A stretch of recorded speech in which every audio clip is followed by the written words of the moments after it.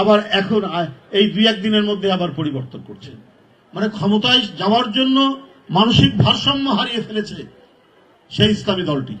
জামাতে ইসলাম বাংলাদেশের কোনো স্বাধীন রাজনৈতিক দল নয়। আজকে আবার কেউ কেউ বলেন যে এখানে যদি কেউ ঢুকে পড়ে তাহলে 50 লক্ষ লোক আমরা সেটা প্রতিহত করব। তা আপনি 50 লক্ষ লোক প্রতিহত করার কে? আপনারা, এটা জনগণ প্রতিহত করবে। যদি কারো ইচ্ছা থাকে কোনো ধরনের আগ্রাসন চালানোর, আমরা তো শুনিনি যে কোন দেশ বাংলাদেশে আগ্রাসন চালানো, হঠাৎ করে কথা বললেন কেন? আবার আপনারাই 5ই আগস্টে বলেছেন যে আমরা ভালো সম্পর্ক গড়ে তুলব পার্শ্ববর্তী দেশের সাথে, কত আওয়ামী লীগকে মাফ করে দেবেন, ক্ষমা করে দেবেন। আজকে আবার বলছেন 50 লক্ষ লোক আপনাদের নিয়ে আপনারা নামবেন।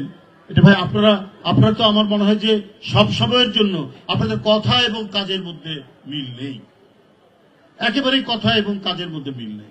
কখন কি বলছেন? মানে ক্ষমতায় যাওয়ার জন্য মানসিক ভারসাম্য হারিয়ে ফেলেছে সেই ইসলামী দলটি, একেবারে ভারসাম্য হারিয়ে ফেলেছে। উনারা আগে লিখতেন জামাতে ইসলামী বাংলাদেশ, আগে জামাতে ইসলাম তারপরে বাংলাদেশ। তো আমার বক্তব্য হলো, কেন এটা লিখতেন? তার মানে জামাতে ইসলাম বাংলাদেশের কোনো স্বাধীন রাজনৈতিক দল নয়, এটা একটা শাখা। আমরা যেমন লিখি জাতীয়তাবাদী দল কুষ্টিয়া জেলা শাখা, ব্র্যাকেটে লিখি। তো ওরা যে পাশে বাংলাদেশ লেখে, তার মানে তাদের আরো শাখা আছে। এটা একটা শাখা, এটা একটা শাখা। যখন 111 সরকার ধমক দিল, ইয়ে দিল, তখন তারা পরিবর্তন করলে, তখন লিখেন বাংলাদেশ জামাত ইসলাম। এই যে রূপ পরিবর্তন, এই রূপ পরিবর্তন কিন্তু মানে মানুষ ভালো মতো নেয় না। তারপরে ওনাদের লোগো, তাদের পতাকার লোগো 2016 সালে পরিবর্তন করেছেন, আবার এখন এই দুই এক দিনের মধ্যে আবার পরিবর্তন করছেন। আমাদের পতাকা শহীদ রাষ্ট্রপতি জিয়াউর রহমান দলীয় পতাকা যা করে গেছেন এখনো তাই আছে, আমাদের দলের নাম তাই আছে।